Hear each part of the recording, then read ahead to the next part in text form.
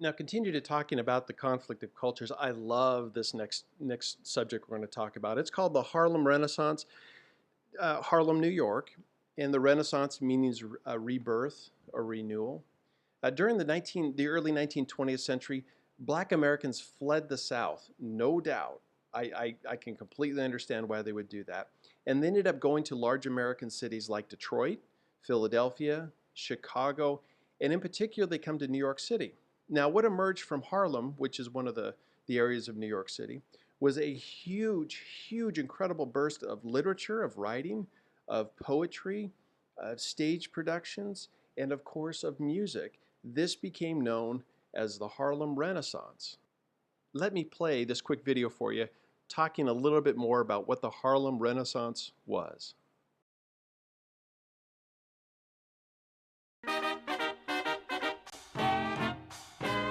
For many, the 1920s evokes images of flappers and speakeasies.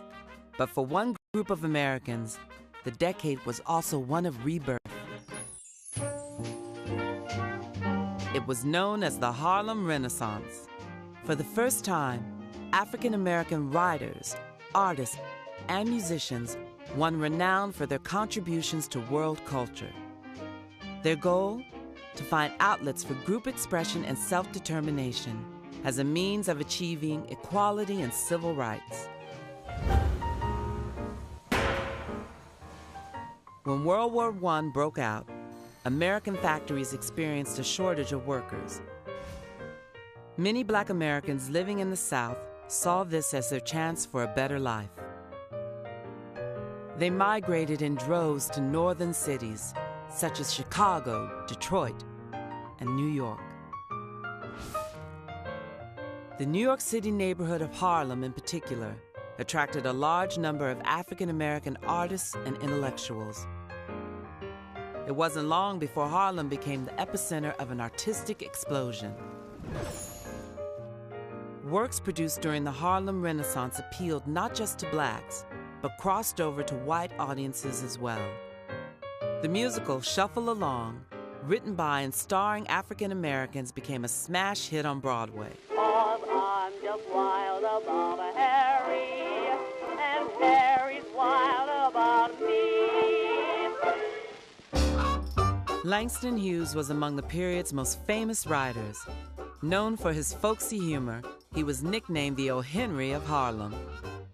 Other writers included Countee Cullen, James Weldon Johnson, and Zora Neale Hurston.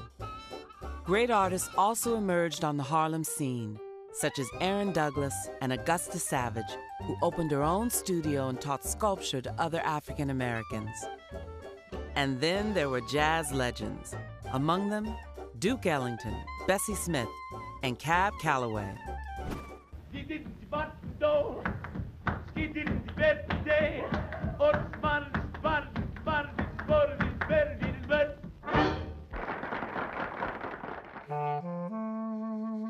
After the stock market crashed in 1929, the country fell into the Great Depression, and the Harlem Renaissance began to fade.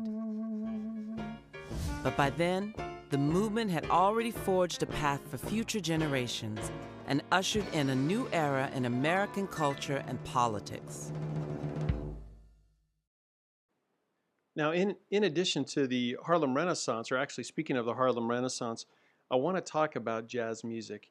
Now, jazz became incredibly popular during the 1920s and really is the defining sound of that decade.